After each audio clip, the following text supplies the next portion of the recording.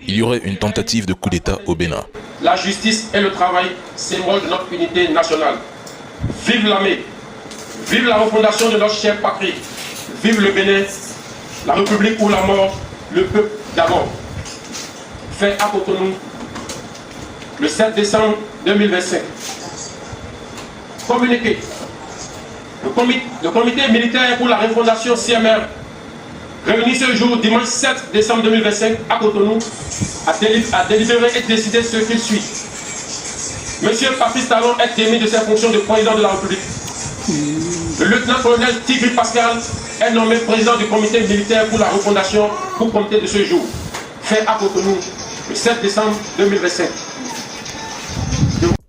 Une tentative de coup d'État serait en cours depuis l'aube, selon plusieurs sources locales. La résidence privée du président Patrice Talon, située au quartier Guézo, aurait été attaquée par un groupe de militaires. Dans la matinée, un contingent commandé par le lieutenant-colonel Pascal Tigri aurait pris le contrôle de la télévision nationale. Dans une brève allocution diffusée à l'antenne, Tigri se serait autoproclamé président du comité militaire pour la refondation, annonçant la suspension des autorités civiles et la mise en place d'un régime transitoire. Pour l'instant, la situation reste confuse et aucune confirmation officielle n'a encore été publiée par le gouvernement. Mais des mouvements inhabituels de troupes seraient observés dans certains points stratégiques de Cotonou, tandis que les communications restent partiellement perturbées. Une tentative de coup d'État serait bel et bien en cours au Bénin. Pour la refondation CMR a décidé 1. La constitution du novembre 2025 est suspendue. Toutes les institutions sont dissoutes. Les activités des partis politiques suspendues jusqu'à nouvel ordre. Les frontières terrestres, maritimes, aériennes du Bénin sont fermées jusqu'à nouvel ordre. La prise du pouvoir en ce moment traduit la ferme volonté du comité militaire de la refondation à mettre fin à l'exclusion de toutes les couches sociales de notre pays, sans distinction aucune.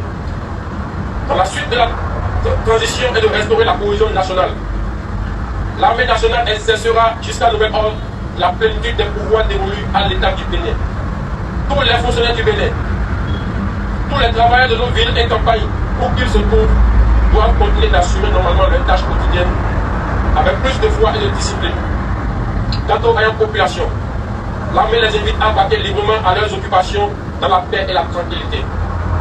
À la communauté internationale, le comité militaire de la refondation rassure que les engagements internationaux du Bénin ainsi que les droits humains seront respectés.